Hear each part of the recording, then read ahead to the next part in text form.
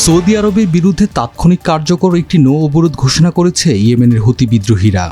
গত সপ্তাহে সানার আন্তর্জাতিক বিমানবন্দরে হামলার জবাবে কয়েকদিন আগেই সৌদি আরবকে অবরোধের হুমকি দিয়েছিল ইরান সমর্থিত এই গোষ্ঠী।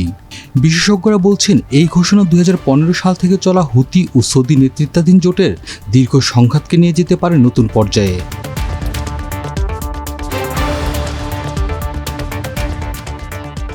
হুতিদের বিবৃতিতে বলা হয়েছে, চোখের বদলে চোখ নীতির ভিত্তিতেই এই নৌ অবরোধ ঘোষণা করা হয়েছে।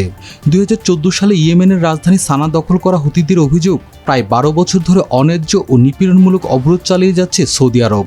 তাদের দাবি, সৌদি নেতৃত্ব ইয়েমেনের সম্পদ লুট করার পাশাপাশি স্থল, সমুদ্র ও আকাশপথে দেশটির বন্দর ও বিমানবন্দরে আরোপ করেছে পূর্ণাঙ্গ অবরোধ। হুতিরা আরও জানিয়েছে, সব ধরনের বিকল্পের জন্য পুরোপুরি প্রস্তুত তারা।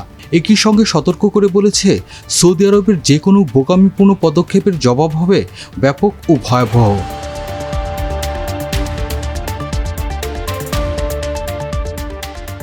হুতিরা কিভাবে এই নৌ অবরোধ কার্যকর করবে তা এখন স্পষ্ট নয়, তবে এটি ইয়েমেন উপকূলে আন্তর্জাতিক জাহাজ চলাচলে আবারও হামলা শুরুর ইঙ্গিত হতে পারে।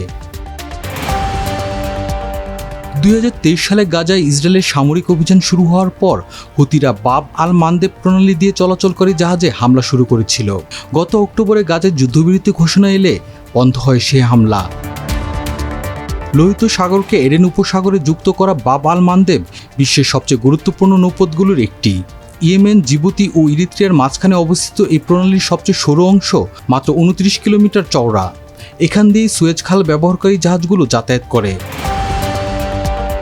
2024 সালে এই প্রণালী দিয়ে 410 কোটি ব্যারেল অপরিশোধিত ও পরিশোধিত জ্বালানি তেল পরিবহন হয়েছে, যা বৈশ্বিক মোট সরবরাহের প্রায় 5%। এই বিষয়ে সৌদি সরকারের পক্ষ থেকে তাৎক্ষণিক কোনো প্রতিক্রিয়া পাওয়া যায়নি। তবে বিশ্লেষকদের আশঙ্কা, যদি হরমুজ প্রণালীর পাশাপাশি বাব আল মানদেব জাহাজ চলাচল ব্যাহত হয়, তাহলে বিশ্বের মোট প্রায় 25% তেল ও গ্যাস সরবরাহ পড়তে পারে ঝুঁকির মুখে।